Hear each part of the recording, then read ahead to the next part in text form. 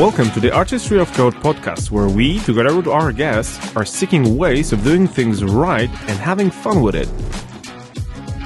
Software, architecture, soft skills, teamwork, and other crazy buzzwords. Are you ready?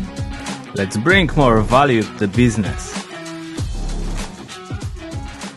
Hello, everyone, and welcome to the first episode of our podcast. Whoa, it's been like 2 months of trial and error where we're doing some test recordings, training ourselves how to do it.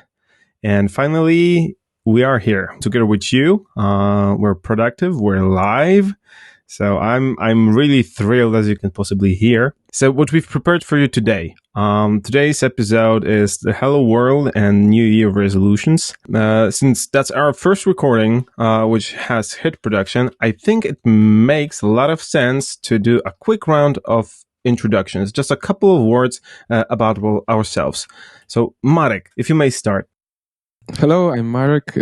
I'm a software developer, mostly focused on the backend side, but I'm also doing some full stack stuff at my daily work. I am working at this moment for a company called Urbans, and we are doing the last mile delivery software.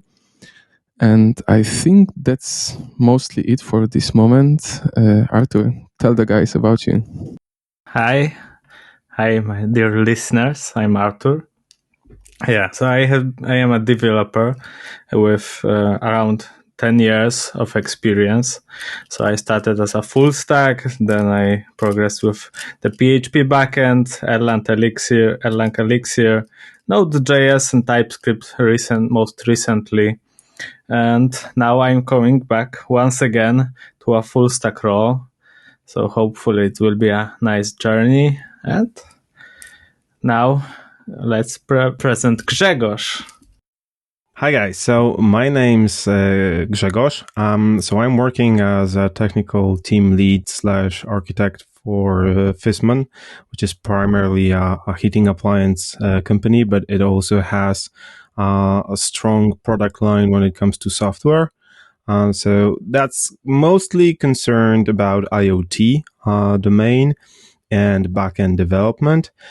My background comes really from things like PHP or C++, but at the moment I'm coding with TypeScript whenever possible, which means Node.js as the execution environment. We all are Poland-based, so at some point, and that's not like a big secret, we all have met and worked together until last year. So for me, it was a real privilege to collaborate with those two guys. So I'm more than happy that we can still do something great together, which is this podcast, obviously. Yeah, I guess that's going to be quite okay for the first round of introductions. You're going to learn about us more in the future, I believe. But for now, let's focus on another point which we have for today. So it's the highlights from the last 2 weeks. As we plan to have this podcast as a bi-weekly release, this means we're going to have this kind of a frame of looking and retrospecting on the past. So then let's try again with you, Marek. How were the last 2 weeks for you? The last 2 weeks were pretty awesome, as it was the Christmas holiday time, and I've spent amazing time with my family. And I also had a lot of time to learn, read, and watch some interesting stuff. Not only Home Alone in TV. And the thing which I would really like to share with you is the talk which I watched yesterday on the YouTube channel called Continuous Delivery, where Dave Farley talked with Gojko Adic about a pretty interesting subject, which was pretty clickbait title called How Agile Failed and BBC and the FBI. And the guys talked about a lot of stuff, but the most important thing which I took from from that movie was that measurements in IT, and not only IT, but the key thought was that people are measuring the stuff which is easy to measure, not really valuable to measure. So the reason why the Agile failed and those companies was that they were delivering the projects and they were measuring some values, but they were not really measuring the real value of the deliverables. And this is pretty interesting subject to me, that when we are delivering the software, we should always focus on the value, not really the stories or the task. We should always try to ask the question, what is the value to the end customer? What we are going to change with this production release, for example. So what's the impact of our code going live e.g. this week? And I started asking myself about it. And I think I was failing many times in the past asking this question to myself when delivering the code. Well, that was deep, Marek. That was deep, I must say. Because my last 2 weeks were actually lots of stuff going on, especially at the end of the year. But of course, I also had the Christmas time with my family, which was superb, I would say. But also lots of bad stuff has been going on in just before the Christmas time and afterwards. So what I mean is like the normal life daily problems. Yeah. So parking accident with my car that will need to be painted, like broken pipe in my radiator that totally crashed the floor in my daughter's room. Even the delay on the new house delivery, which is very worrying for me because I don't know if I will have enough time to install the solar panels on my house before the law will change the rules. So that was all the bad news that happened just before the New Year's Eve. But now we have a new year. I have a new start in the new company, Front Egg. Please check it out, guys. And I hope that with the new year will be the new beginning, new challenges for me, new experiences to live. So I'm looking forward for this year that it's gonna be awesome. And I hope, guys, you're gonna help me with that our podcast also will be awesome. Grzegorz, have you watched Home Alone on Christmas?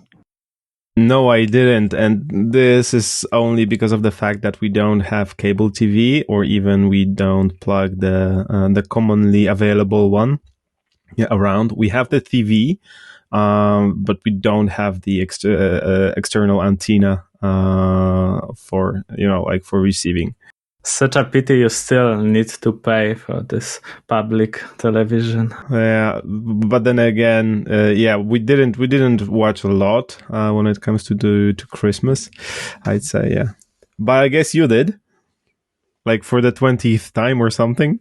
No, I didn't. I was going to, but in the end, I forgot. Oh, I believe they were playing the second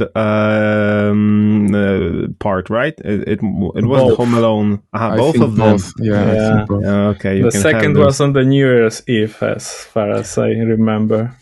And the Christmas Eve was the first part. Okay.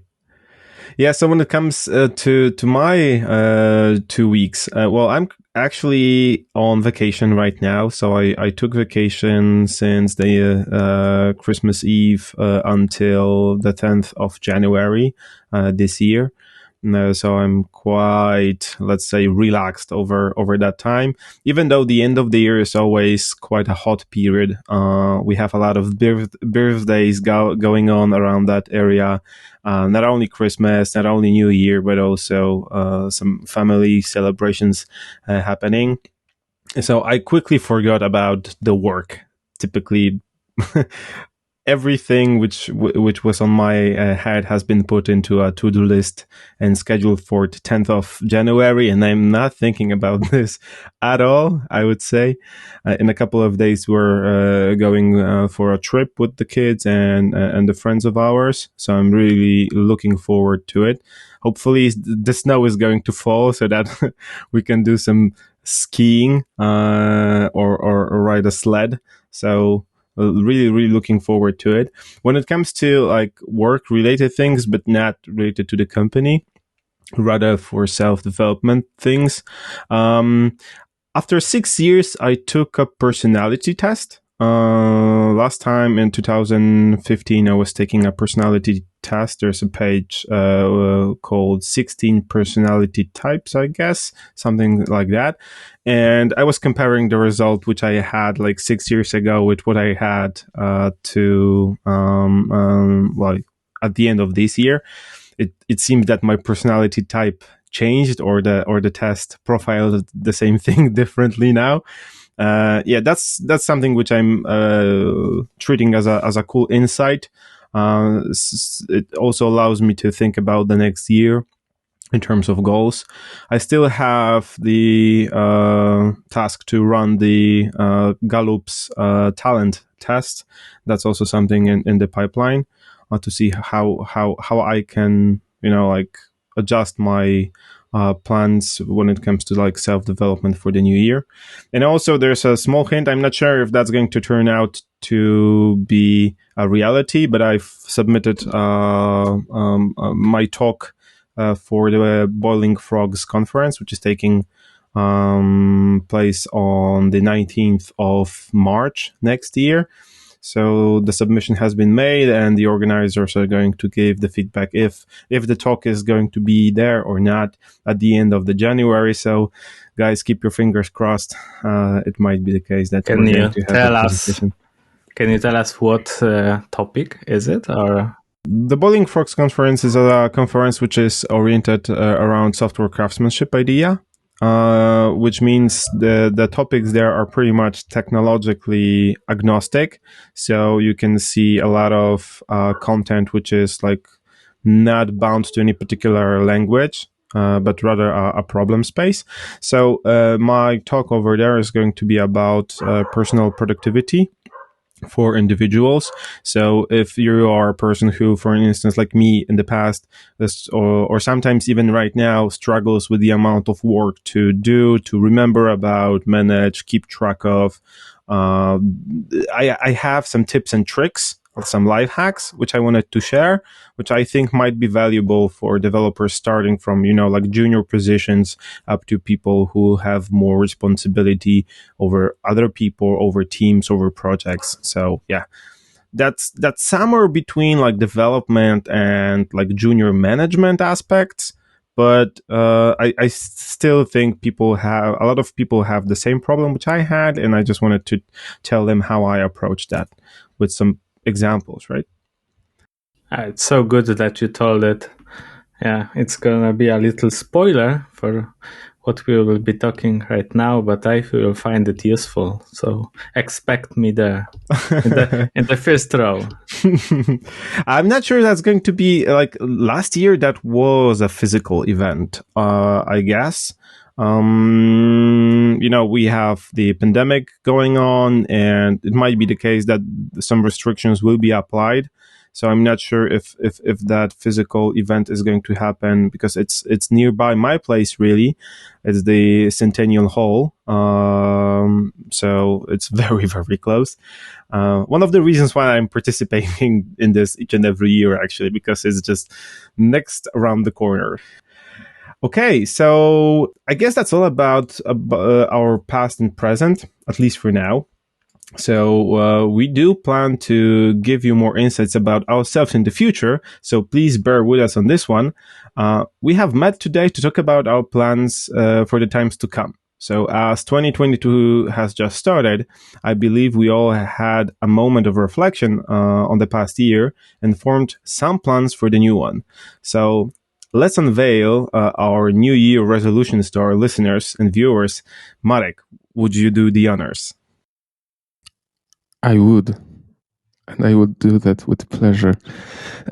The New Year resolution, one of quite a few, let's say, in terms of professional ones, is a thing which is coming from my current company values.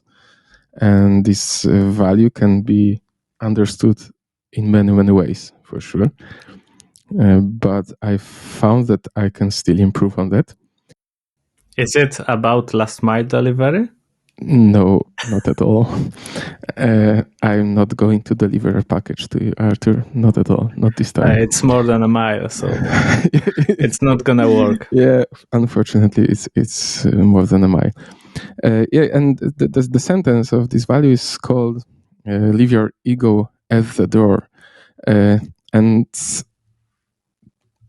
I can try to explain what I understand by this value, and this is one thing which is coming to my mind when I think about it, is always to try to drop the personal stuff when doing the work.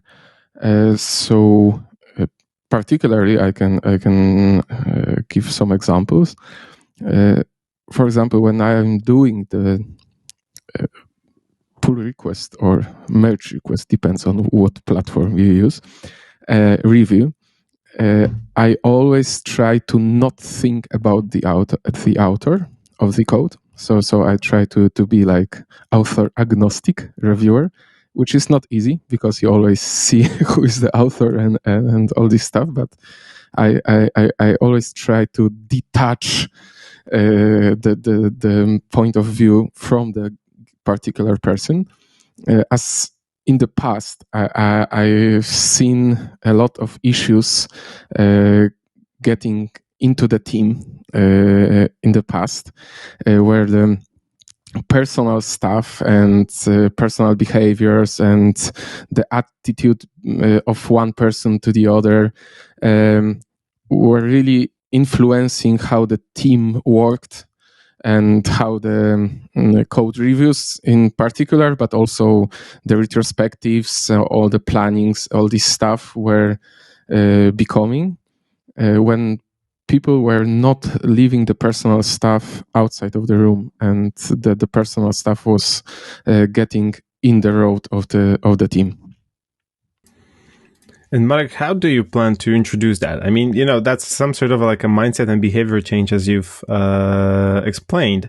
So do you have like an idea how would you like to get to that point? The plan to get to this point is pretty hard because I suck at this kind of stuff. Like how can I change my soft skills in one way or another?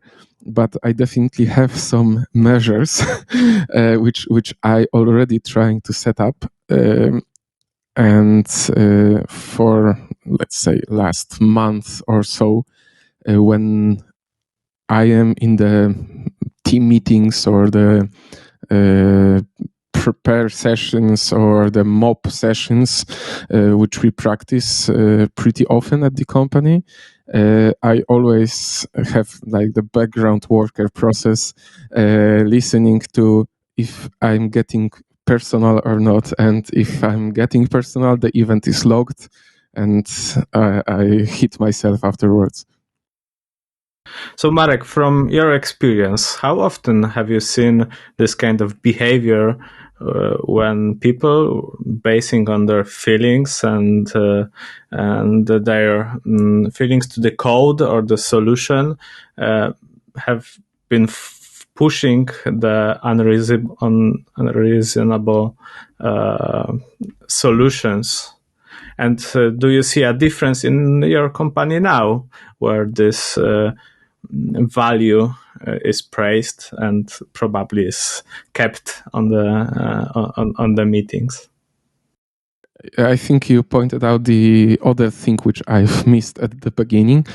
So I see like the two ways of this value which is influencing the professional work, and one is really the personal stuff getting between the people and between the team members and affecting the team performance, the atmosphere in the team. But the other thing which you mentioned, and I forgot about it, is the thing about being attached to the code and strong feelings to the code, which you created or someone else created. And in the past, I've seen quite a few examples where the code was criticized with pretty solid arguments, and it was not in any way aggressive personally, but it was like professional criticism.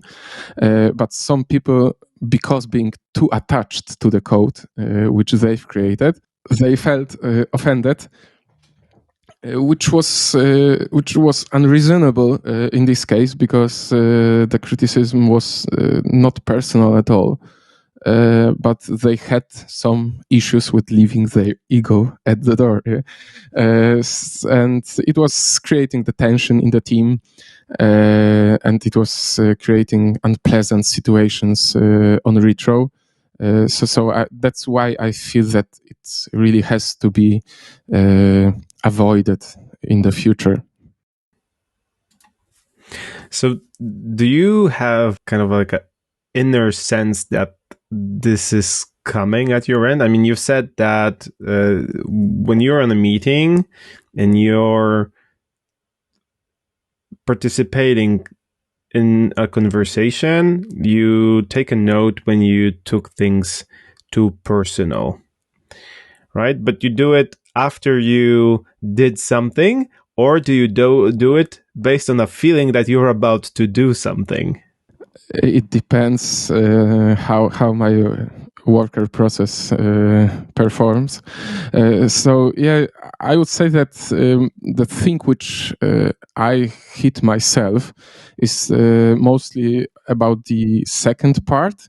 So when I have some idea, I sometimes getting too attached to this idea, and I'm getting really excited sometimes, but sometimes just focus on pushing this idea forward, that I stop listening to the valuable arguments from the other side, because I'm too much attached to the idea, because it's my idea, so it has to be great.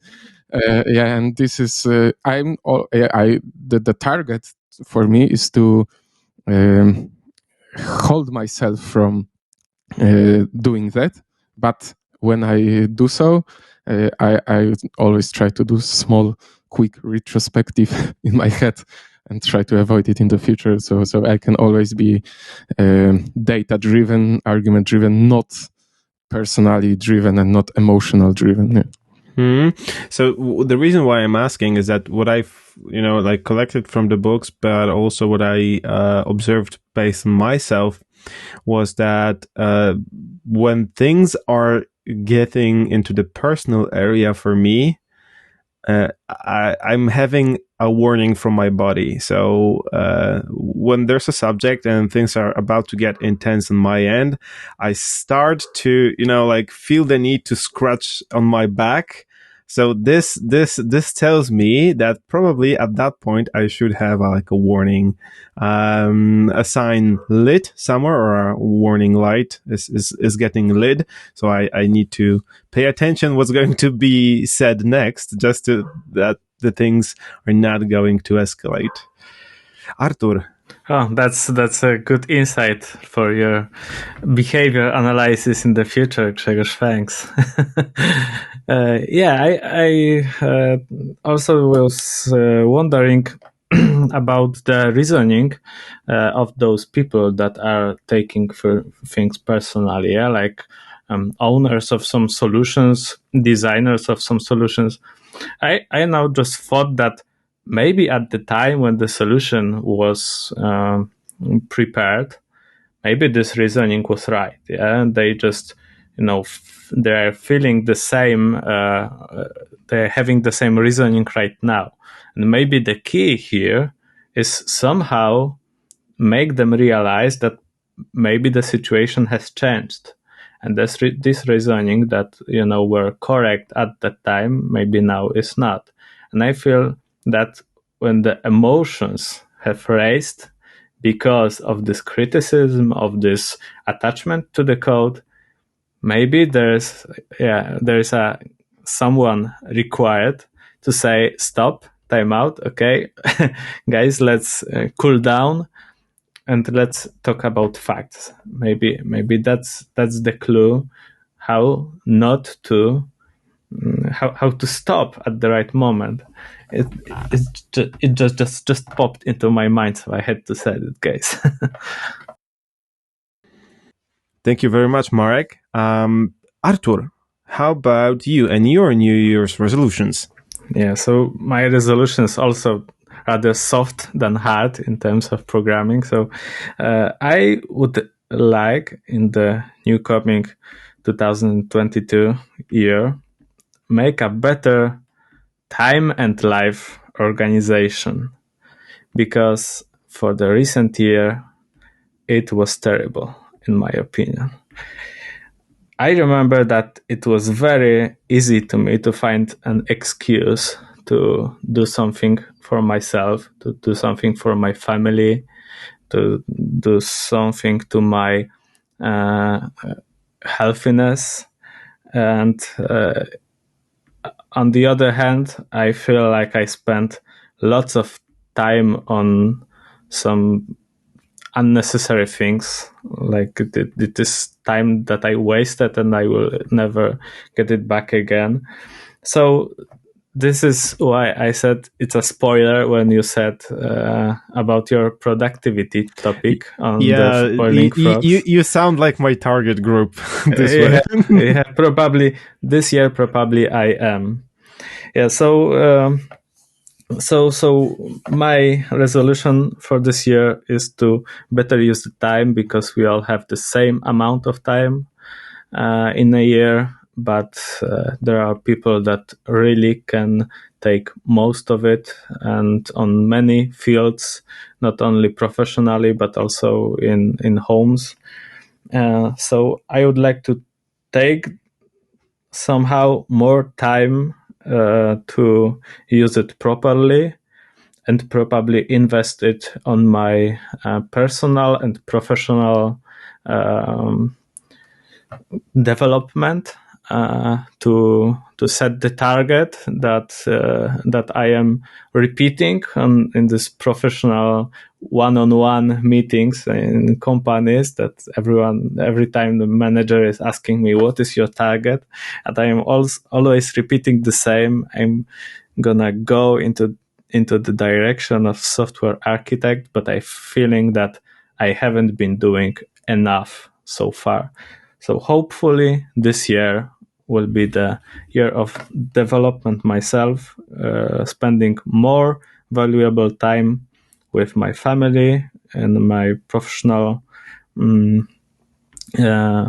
tasks, and take from life as much as I could. And as we speak about it, guys, I would like to ask you for some tips, because I have some my ideas how to resolve this resolution, how to be good at. Yeah, so I would be happy to answer that, but you would essentially ask me to spoil the whole presentation, so I will have to ask you to wait until then. But I can give just a couple of words which I would say in the presentation anyhow. First of all, time management is really bullshit. because you don't manage time. As you said, everybody has the same amount of time in the year. The next thing which you will hear about time management, so-called time management, is that you can't manage time. You can manage your priorities.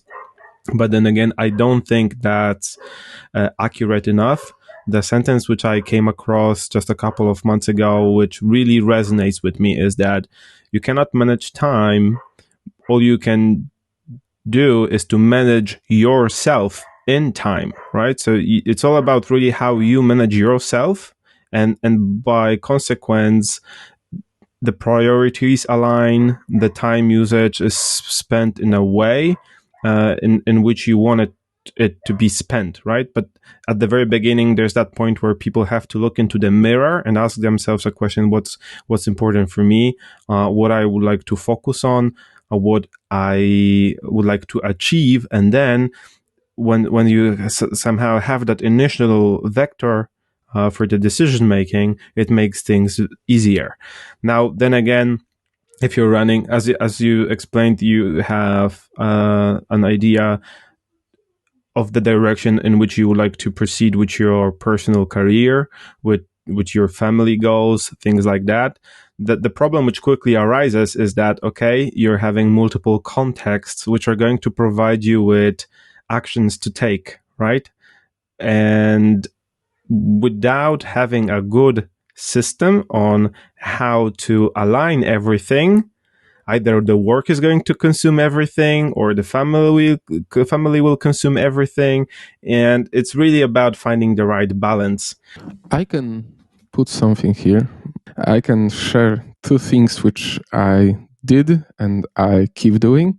The first thing was experimenting with my sleep time in the past. So I was basically trying to decrease my sleep time gradually by like 15 minutes steps, and finding the time span which makes me feel good, and it's as short as possible. Yeah. So for example, 1 week I was cutting down to like 7 hours and observing myself for over a week.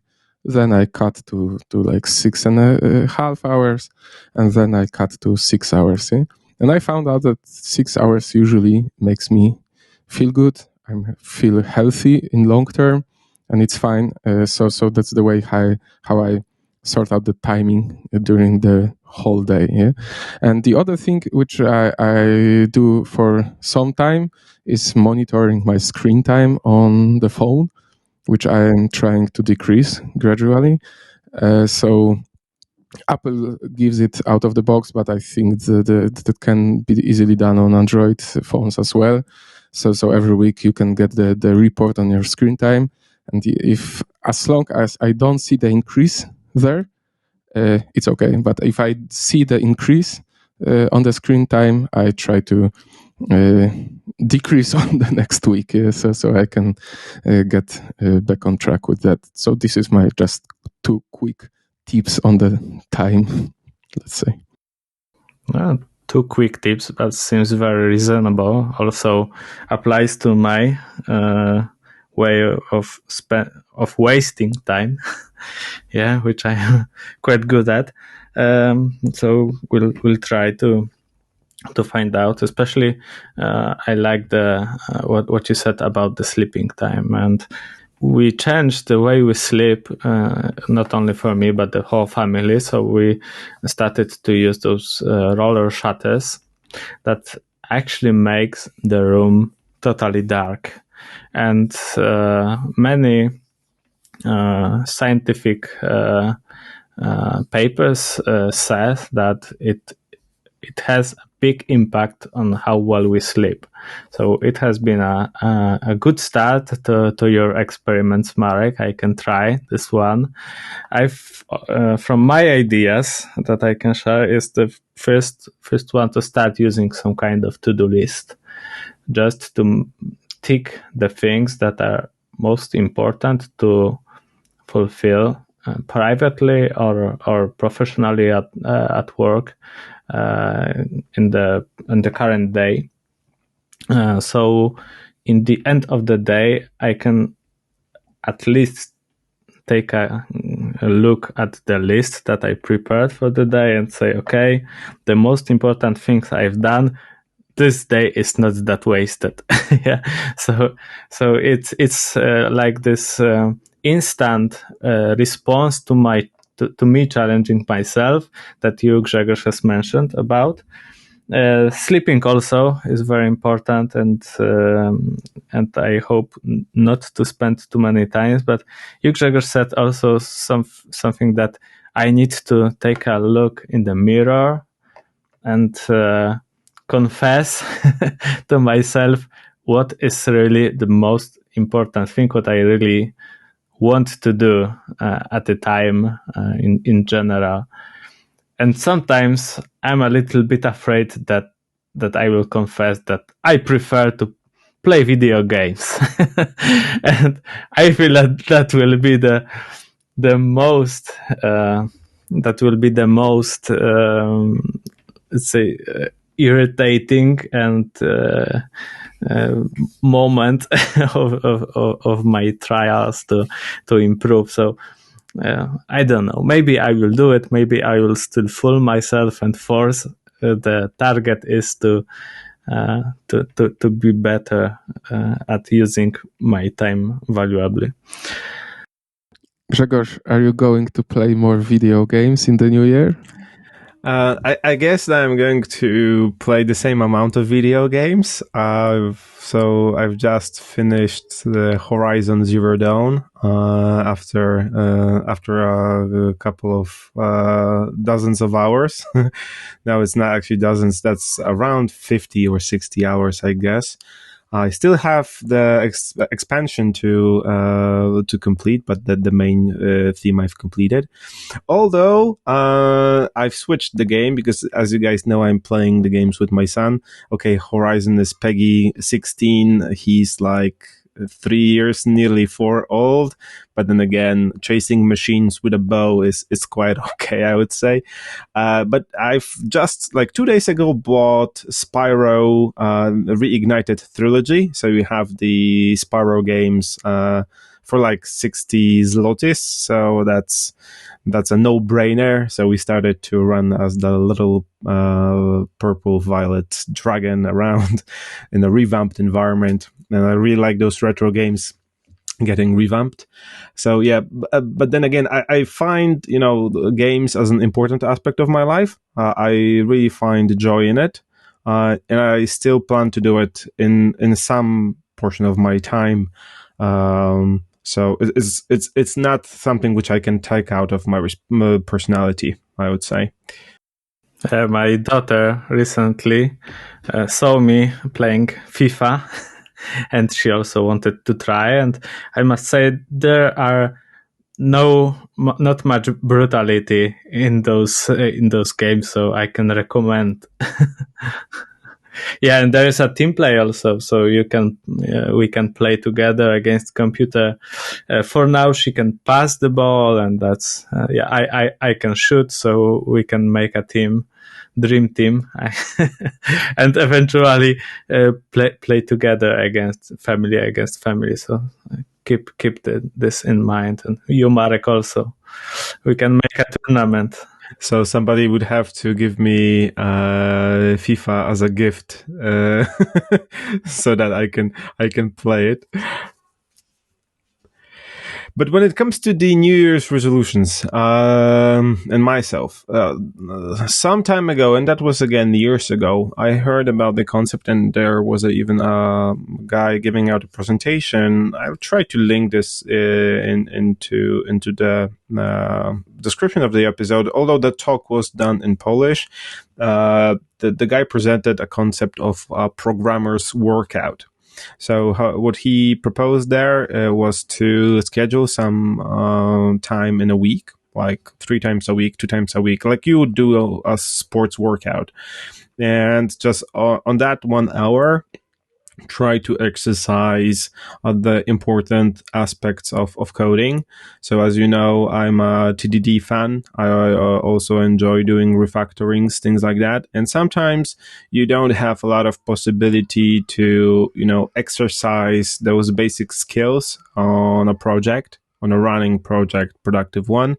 But then again, there has to be some point of time when you kind of sharpen your axe again, right? So that's like the old tale about the axe, the lumberjack, which was constantly chopping lumber like relentlessly until the axe went worn off.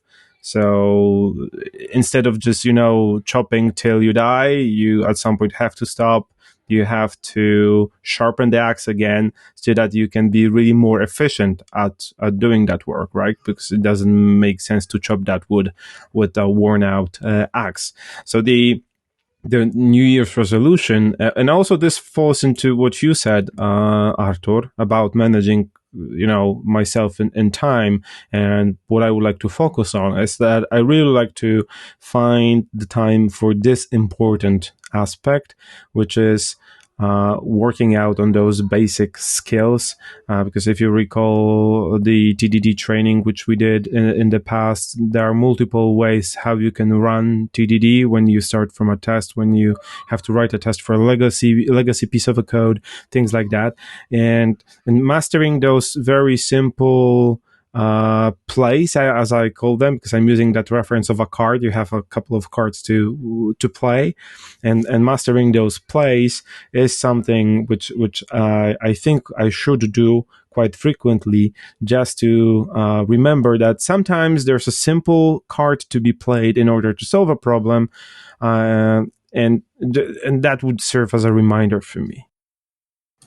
So, Grzegorz, where do you get those code examples to fix from, those cards that you were mentioning? Is there a tool that provides you with the ready training that you can proceed, deep dive into some artificially prepared domain with this, let's say, unhealthy code? Or you think you will need to prepare it on your own?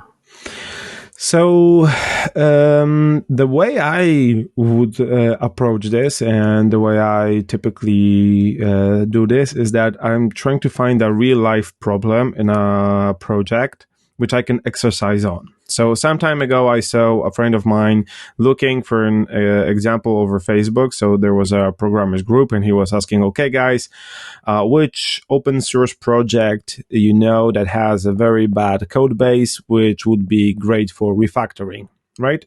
So he was being given with some examples. What I did in the past is that, we've worked on a project together. So you know that there are areas in a project which are super tangled, or over time they went in a very bad direction, for an instance. And these real life examples of how things can go wrong serve as a great example for refactorings, and a playground for refactorings, because you can plug this component out into a separate project, and then you can play with it, right? So for me, long story short, the life gives the best examples. It's hard to find them, so I'm looking into the places where I'm having easy access. The project which I'm working on is the easiest one. Browsing through GitHub with the tag worst code ever doesn't going to give you a result, right? So that's the way I would do it. Ain't you afraid that the examples you will bring to the kata, and probably would like to publish, also won't expose some fragile data of the company? Well, it all depends if I would do a recording for this. I know two people who are building up a project for developers working with legacy code, that they were forging bad examples of bad code. People were looking at that code and they said, okay, that's not bad code at all, because they were trying, invent bad code to provide examples. So that's why I rather try to find examples in reality than forge them. If I would expose something with this, not sure. It's always a matter, of making that decision whether you're going to publish that, yes or no. From legal perspective, you're never allowed to do so, right? Because that would be reusing the company's property, and we can't do that. So instead, if I would do a course like that, I probably also would be forging, or I would open a very old project of mine and then show how I did in the past, and after some turbulence, probably refactor this. Or maybe when the example you will bring is very good, then even though it's published, nobody would, decode it and know what is it all about. So yeah, you need then to practice how to forge and prepare the really bad code. And hopefully you still have this, because lots of work has been put to make this code great again. So I think what's also worth just mentioning at this point is how to introduce that habit, right? How to find the time for this. Given we all have families, we all have our daily jobs, we all have the podcast running, and any other projects. I guess that I'm going to start with half an hour each and every week as a starting point, and see if I can keep up with it among all other responsibilities which I have on myself. So I guess that's going to be like my next action when it comes to introducing that new way of organizing my time. That I will find that half an hour on one of the days. That doesn't really have to be the weekday. It all depends. What do you prioritize for weekends? But then again, yeah, having this as a half an hour each and every week is a good starting point, just to have that refreshing experience. Yeah, that was very good resolution. At least we got some hard so-called hard technical resolution next to our soft HR resolutions.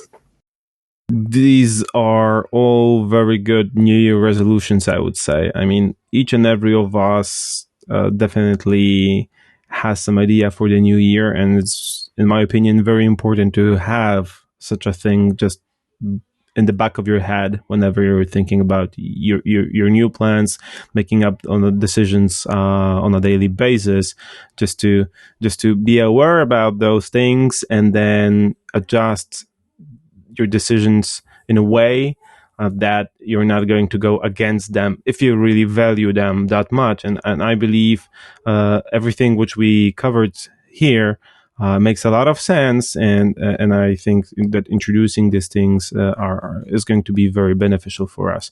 So what I would wish for us over here, for you, Artur, for you, Marek, but also for our listeners and viewers, I would wish that all of the New Year resolutions and the plans which you had for the year 2022 are going to come out true, that you're going to achieve all of your goals which you planned for the new year, and most definitely that the new year 2022 is going to be way much better than the last one. That's what everybody hopes for, that the times will get better and all of us will get better in the new year. So with this said, that's the end of the first episode. We would like to thank you very much for staying with us, and hopefully seeing and hearing you next time. Take care. Bye-bye. Thank you. Bye-bye. Bye-bye. That's all for today. Thanks for spending your time with us. Visit our page on Facebook and Twitter, leave us a comment under the episode, subscribe to the updates, and share it with others. We would like to hear your feedback so that we can prepare more interesting content for you to enjoy. Hear you next time!